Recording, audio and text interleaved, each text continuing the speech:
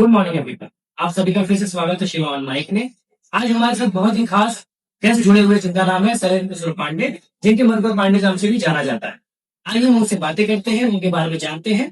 तो सर, आपका स्वागत है शिवा ऑन माइक में। और मैं आपसे जानना चाहूंगा, पहले आप अपने बारे में कुछ बताएंगे। ढेर सारा धन्यवाद आपके चैनल को। मेरा नाम मधुकर पांडे है। रामनगर का रहने वाला हूँ। मैं शिक्षा बाद में काशी हिंदू विश्वविद्यालय से मैं 87 में वहां से यूनिवर्सिटी में गया और वहीं से मैं एनसीए डिस्ट्रिक्ट में एलएलबी सब में जब तमाम कोर्स के मास्टर डिग्री मिली है और हम वहाँ के विश्वविद्यालय में डेलीगेसी के प्रेसिडेंट भी रहे हैं। शासन के चुनाव में भी मेरी हिस्सेदारी में लड़ा चुनाव आगे और मैं लगातार समाज में सोशल काम करता रहा हूँ। सर, ये बहुत ही अच्छा लगा आपसे ये जानकर। सर, मैं आपसे ये जानना चाहता हूँ कि हर बच्चे की ख्वाहिश होती है कुछ न कुछ बनना बचपन में। बचपन से वो अपना टारगेट लेके चलता है। आपकी क्या ख्वाहिश थी, आप क्या बनना चाहते थे? मैं सामाजिक कार्यकर्ता और काम करता था। और सर, आपकी राजनीति में आने की प्रेरणा आपको किससे मिली थी? हम चूंकि रामनगर में रहते हैं और हमारा आवास देश के एक प्रधानमंत्री स्वर्गीय लाल बहादुर शास्त्री के आवास को बगल में है। हम लगातार ये पढ़ते रहे हैं, देखते रहे हैं। तो उन्हीं को स्वर्गीय लाल बहादुर शास्त्री सर, आपसे मेरा अगला सवाल ये है कि आज रामनगर वाराणसी की सबसे बड़ी समस्या आपको क्या लगती है? तो रामनगर में हमको लगता है कि लोकल रामनगर के लिए अभी कोई जैसे स्पोर्ट एकेडमी नहीं है, बहुत सारी चीज़ें ऐसी है, संभावनाएं। और हम लोग जैसे लड़कों के लिए जैसे कि ऐसा ट्रेनिंग सेंटर जैसे उनको आगे रोजगार में सुविधा हो, सहयोग मिले, बहुत उनको उनके साथ ऐसा कोई बड़ी लाइब्रेरी नहीं है, एक कोई कम्युनिकेशन सेंटर नहीं जहाँ बैठ के बात हो सके। तो बहुत सारी चीज़ें हैं जिसे भी होना बाकी है। लेकिन रोजगार परक शिक्षा के लिए ट्रेनिंग सेंटर, उनको आगे ये सरकार की आने वाली जो ढेर सारी सुविधाएं हैं, ढेर तो उन्हें बताना, उनको गाइड करना, उनको आगे बढ़ाना। और पूरे रामनगर के बच्चों में सबसे अधिक ये है कि रोजगार के अवसर उन्हें कैसे प्रदान करें। बहुत योग्यतम लड़के यहाँ पे हैं। मैं तो चूंकि मेरा बचपन यहाँ से बीता है, मैं ये देख करके मुझे ऐसा लगता है कि योग्यता की कमी नहीं है, संभावनाएं जो हैं उस पर कैसे वो काम करें, कैसे वो लक्ष्य को प्राप्त करें, उसके लिए ट्रेनिंग की आवश्यकता है, उनको बताने की आवश्यकता है, उनको मार्गदर्शन करने की आवश्यकता है।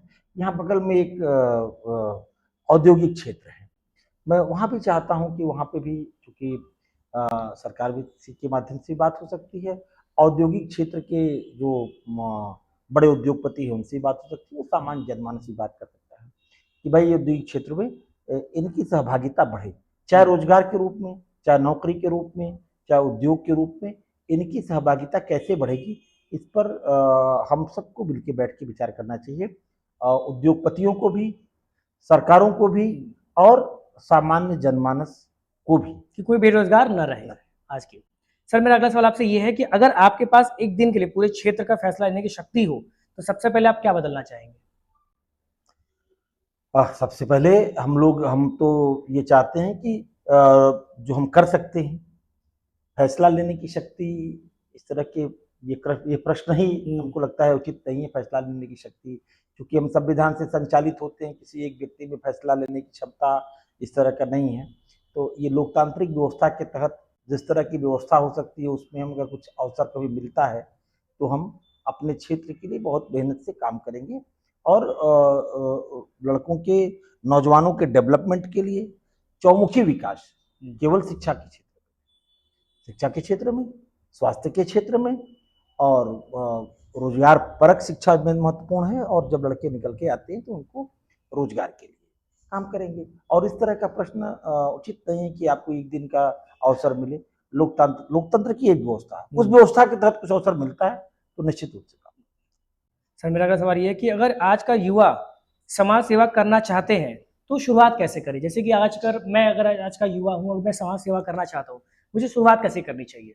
देखिए, हमें शुरुआत कैसे करना चाहिए ये प्रश्न नहीं है, हमें शुरुआत आज से और अभी से कर देना चाहिए। जो मुझे लगता है जिस क्षेत्र में हम काम करते हैं, हर क्षेत्र में समाज सेवा के लिए संभावना है। हर क्षेत्र में आपकी रुचि जिसमें है, कुछ युवाओं की रुचि जैसे है कि नहीं भाई सब पूरे समाज में हमें ऑक्सीजन की कमी है, ऑक्सीजन के लिए हमको पौधारोपण करना चाहिए, तो उनको उस क्षेत्र में काम करना चाहिए। उन्हें लगता है कि नहीं भाई स्वास्थ्य की कमी है, स्वास्थ्य के क्षेत्र में काम कर सकते हैं, शिक्षा के क्षेत्र में काम कर सकते हैं। हमें बहुत लोगों को जो होता है कि बहुत आजकल बड़ी संख्या में लोग जो होता है जानवरों के प्रति बहुत अच्छा भाव रखते हैं, तो उनकी सेवा की तरफ बढ़ सकते हैं। हमें अपनी रुचि के अनुसार और पहले दिन से, आज से और अभी से तात्कालिक रूप से उस पर काम शुरू कर देना चाहिए। मेरा अगला सवाल सर आपसे ये है, क्या आज की राजनीति ईमानदारी से आगे बढ़ता संभव है? बिल्कुल संभव है, हर दौर में। देखिए, ये किसी भी दौर में, राम के समय में भी रावण की उपस्थिति रही है, ठीक है, तो कभी ऐसा नहीं है। हर जगह हमेशा ये संभावना है कि ईमानदारी से राजनीति संभव है। हम कितना त्याग और ईमानदारी से करना चाहते हैं, ये महत्वपूर्ण प्रश्न है।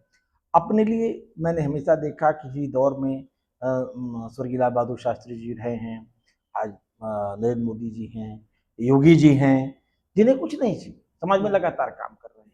ऐसे बहुत सारी संख्या है, बहुत लोग हैं जिन्हें राजनीति से कुछ नहीं चाहिए, वो समाज के लिए काम कर रहे हैं, समाज के लिए बने हुए हैं। तो ईमानदारी हर दौर में ईमानदारी के साथ काम करने का अवसर रहा है और आज भी अवसर है, कर सकते हैं।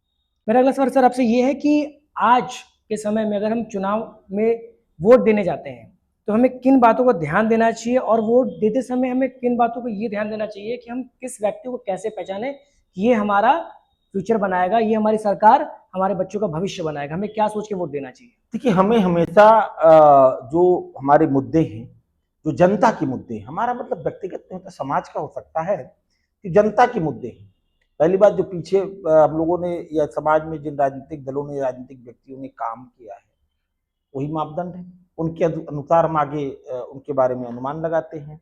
दूसरा ये है कि मुद्दा जाति पात का नहीं होना चाहिए, मुद्दा राष्ट्र का होना चाहिए, मुद्दा समाज का होना चाहिए, मुद्दा समाज में होने वाले काम हैं, कार्यक्रम हैं, योजनाएं हैं, तो जो हमको अच्छा लगता है उसे मतदान करना चाहिए। मतदान उसे करना चाहिए जिसपे भरोसा हो, जिसे लगे जो राष्ट्र को आगे लेकर के जाएगा, जो संविधान के दायरे में काम करेगा, जिसकी छवि अच्छी हो, ईमानदार हो। तो ये तो बहुत सरल है सोचना, इसमें कोई कठिनाई है ही नहीं, बहुत सरलता है इस बात पे। लेकिन हम उसे कैसे अडॉप्ट करते हैं, कैसे स्वीकारते हैं। अगर हम छोटी मोटी सुविधाओं के लिए, छोटे मोटे लाभ के लिए मतदान कर देते हैं, तो फिर आगे 5 साल परेशान होना पड़ेगा। तो इसलिए जनता जब भी करती है, अब समाज के मुद्दों पर जो काम कर रहा है, समाज के लिए जो काम कर रहा है, इस राष्ट्र के लिए, जो राष्ट्र के देखिए अपनी थाती है, जो सनातन है, उसे बचा के रखने के लिए जो काम कर रहा है, वैसा थोड़ी हम पुरखों को भूल जाएंगे। हमारे पीढ़ियां, हमारे पुरखे जो राम और कृष्ण के साथ खड़े हैं, हम उनकी बात करते हैं, हम सनातन की बात करेंगे। तो केवल ये तात्कालिक मुद्दे, तो उन लोगों से चल करके कि जो परंपरागत जो सनातन के प्रति भाव रखता है, जो समाज के लिए काम कर रहा है, हम कभी सनातन का अध्ययन करते हैं, हम देखते हैं, तो हमको लगता है कि ऐसा अच्छा स्वरूप है जो समाज के हर व्यक्ति के पास रोजगार हो सकता है, हर व्यक्ति के पास संसाधन हो सकता है, हर व्यक्ति विकास कर सकता है। तो हमको इन सारी चीजों को ध्यान में रख करके मतदान करने की आवश्यकता है। Thank you sir. सर, आपने अपनी जिंदगी में बहुत संघर्ष किया, आपने पिछले दिनों में अपने देखा और आज की जनरेशन को भी आप देख रहे हैं, तो आज के युवाओं में सबसे बड़ी कमी और सबसे बड़ी ताकत क्या आप देखते हैं? आज के युवाओं में सबसे बड़ी ताकत है कि वो योग्यता, हम लोगों की पीढ़ी से उनके अंदर योग्यता ज्यादा है, बहुत ताकत, बहुत क्षमतावान नौजवान है। और कमी यह है कि हौसले की कमी। पीछे हम लोग जिससे देखते हैं पीढ़ियों को, तो उनमें हौसला बहुत था। आज के नौजवान बहुत जल्दी हार मान लेते हैं, हार मानने की आवश्यकता नहीं है। आज हमें जरूरत इस बात की है कि हम अपनी ताकत से लड़ते रहें और इस विश्वास के साथ आगे बढ़ते रहे कि निश्चित रूप से सफलता मिलेगी। आज का नौजवान निश्चित रूप से ज्यादा योग्य है, बहुत योग्य है, और मैं तो बहुत उनका आज के नौजवानों का बहुत कायल रहता हूँ। तो योग्यता ज्यादा है और वो अगर लगातार काम में लगे रहेंगे तो निश्चित रूप से सफलता मिलेगी। सर, आज का युवा राजनीति में आना चाहे तो उसे किन किन बातों का ध्यान रखना चाहिए? उनको इस बात का ध्यान रखना चाहिए कि भाई राजनीति में अगर हमें आना है तो यह सबसे पहले राष्ट्र है, बाद में व्यक्ति है। तो राष्ट्र प्रथम, ये सोच के साथ ही राजनीति में आना चाहिए और इस भाव से आना चाहिए कि हमको समाज में सेवा करना है। हम लोग क्या ये कहा जाता है कि भाई खाना है अपना, भोजन अपना करना है, और काम समाज का करना है। तो इस संकल्प के साथ कि हम अपना भोजन करके समाज के लिए काम करें, इस अ, इस बात के दृढ़ इच्छा शक्ति के साथ समाज। सर आपका इतना व्यस्त समय रहने के बावजूद आप अपने परिवार के लिए समय कैसे निकालते हैं?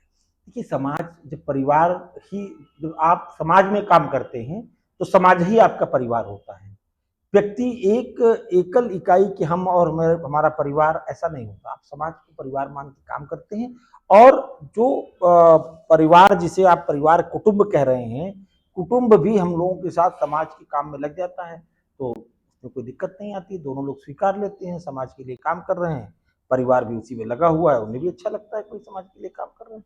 सर आज के इस भाग दौड़ के तनाव में कभी आपको आपकी घर के तनाव और कभी राजनीतिक तनाव अगर होता है तो आप खुद को शांत कैसे करते हैं? आपको प्रेरणा शांत करने की खुद को कहाँ कैसे मिलती है? हम देखते हैं जैसे कि हमसे भी कठिन परिस्थितियों में निकल के लोगों ने काम किया इस राष्ट्र के लिए। देश में आजादी की लड़ाई लड़ी लोगों ने, देश के निर्माण में काम किया लोगों ने। हम बाबा प्रेरणा लेते हैं, बार बार स्वामी विवेकानंद को देखते हैं कैसे उन्होंने किया।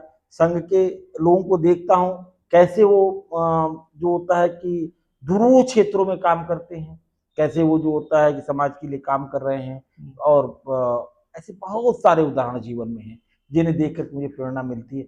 हमको तो कोई कष्ट ही नहीं है, तो इसलिए तनाव लेने की जरूरत ही नहीं है। हमारे साथ बहुत सारे आदर्श पुरुष हैं जिनको मैं देखता हूँ कि जिन लोगों ने अपने जीवन में काम किया, और बहुत बहुत कठिन जीवन, बहुत कठिन दौर में काम किया है, संकल्प के साथ काम किया है। और हजारों उदाहरण, एक दो उदाहरण नहीं है, आप हजारों उदाहरण हैं। आप जब भी देखिए, कभी सुभाष चंद्र बोस जी को देखेंगे, कभी आप डॉक्टर श्यामा प्रसाद मुखर्जी को देखेंगे, कभी आप दीनदयाल उपाध्याय जी को देख, ये सब प्रेरणा स्रोत है। इन लोगों ने अपने व्यक्तिगत जीवन के लिए काम नहीं किया, समाज के लाभ के लिए काम किया, तो कोई कठिनाई ही नहीं है।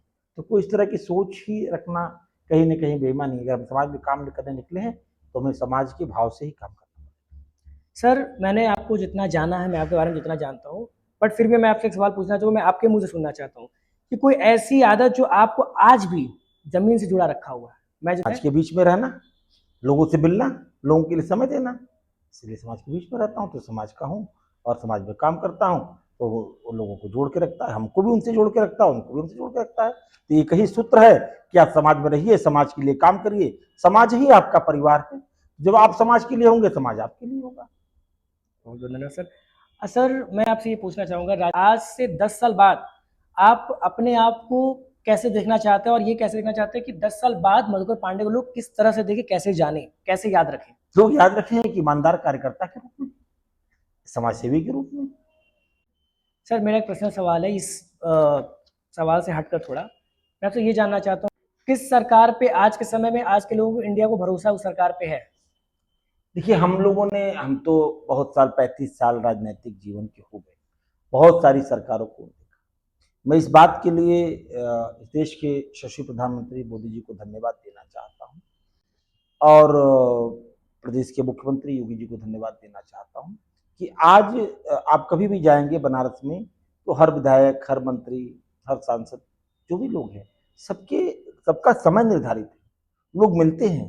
मैं पहले के दौर में इस बात को देख के मैं देखता था, मुझे लगता था कि विधायक, सांसद, मंत्री से मिलना कितना कठिन है। ठीक है, बहुत कोशिश किया माननीय प्रधानमंत्री जी ने कि जो विधायक, मंत्री हैं, वो जनता के करीब रहे। बहुत बदलाव हुए, और इसके आप लोग इसके साक्षी हैं। जैसे पहले मंत्री आता था तो लाल बत्ती, बहुत सारी सिक्योरिटी, तो उन्होंने कहा कि नहीं, ये नहीं, आप सामान्य आदमी की तरह जाओ। तो आज किसी भी मंत्री की गाड़ी पे लाल बत्ती नहीं, वो सामान्य आदमी की तरह रहता है। सब समय देते हैं, समाज में निर्धारित समय में। यहाँ कार्यालय है, संगठन के कार्यालय पे, प्रधानमंत्री जी के कार्यालय पर, मतलब आप लगातार संसदीय कार्यालय पे लोग बैठते हैं, और समय से सुबह से लेकर के शाम तक जनता की बात सुनते हैं, उनकी समस्याओं का समाधान करते हैं। पहले जैसी स्थितियां नहीं रही हैं, बहुत बेहतर हुई। लेकिन मैं इस बात को भी कहता हूं कि और बेहतर होने की संभावना है, जरूरत है, और बेहतर होगा। इसी तरह सरकार जनता के बीच में रहेगी तो और बेहतर होगा। बहुत धन्यवाद सर। विश्वास करने की आवश्यकता। हाँ जी, मैंने सर आपके सोशल मीडिया, मैंने इंस्टा देखा आपको, मैंने आपको देखा, आप बहुत एक्टिव है, अपने कार्यक्रमों में और समाज सेवा करने में बहुत एक्टिव हैं। तो आपको इतनी ताकत, इतने एक्टिव आप कैसे हैं? आपको क्या ऐसा प्रेरणा मिलता है, किससे मिलता है? क्या आपको ऐसा संघर्ष करने की शक्ति कहाँ से मिलती है? सामान्य जनता का प्यार, लोग मुझसे प्यार करते हैं, हम लोगों से प्यार करते हैं, लगता है कि नहीं लोग हमको हमको चाहते हैं, इसलिए हम लगातार काम करते हैं, वही मेरे प्रेरणा स्रोत है। मैं उनको रोज देखता हूँ, मुझसे लगाव रखते हैं, वो उम्मीद रखते हैं, उनको उम्मीद है कि मैं उनके लिए काम करूं, मैं उनके लिए काम करता रहता हूँ, रोज करता रहता हूँ। तो ये संभावना एक ही हमारी प्रेरणा स्रोत है, जनता है, सामान्य जनमानस। वो मुझसे उम्मीद करते हैं, मैं उनके लिए काम करते हैं, रोज चलते रहते हैं, चलना ही चाहिए। बहुत मजा है सर। मैं आपसे एक गेम खेलना चाहूंगा, आपसे रैपिड फायर। मैं कोई आपसे सवाल पूछूंगा, दोनों में से कोई आपको एक जवाब देना है, जल्दी आपको तुरंत जवाब देना है, चंद जी। सेकंड में। चाय या कॉफी? चाय। किताब या मोबाइल? किताब। सुबह जल्दी उठना या देर सोना? जल्दी उठ। एक नेता जिसे सबसे ज्यादा प्रेरित है आप? मोदी जी। मोदी जी। एक ऐसी जगह जहां बार बार पसंद करते हैं आप जाना? लाइब्रेरी में। एक ऐसे शब्द में खुद को बताएं। एक सामान्य कार्यकर्ता। और एक मेरा आखिरी सवाल सर आपसे, हमारे दर्शकों को, खासकर युवाओं को, ऐसी कौन सी बात आप कहना चाहेंगे जो अपने फ्यूचर में, आने वाले लाइफ में आप खुद को यूज कर पाए, उससे आगे बढ़ पाए? बस एक ही है कि अपने लक्ष्य का निर्धारण करें और खूब मेहनत से काम करें, सफलता मिलेगी, पक्का। बहुत बहुत धन्यवाद सर, आपसे बात करें बहुत ही मजा आया। और जहां तक मुझे लगता है कि आपके ये पॉडकास्ट जितने भी हमारे ऑडियंस देखेंगे उन्हें बहुत प्रेरणा मिलेगी, खासकर युवाओं को। और आपका संघर्ष हमने भी देखा है और हमारी ऑडियंस भी देखेगी। और मैं आज आपसे ये कहना चाहता हूँ, बहुत बहुत धन्यवाद सर आपका शिवान पॉडकास्ट में आने के लिए। बहुत बहुत धन्यवाद। ढेर सारा सबको नेक्स्ट धन्यवाद। पॉडकास्ट में फिर मिलते हैं शिवान बाग के साथ।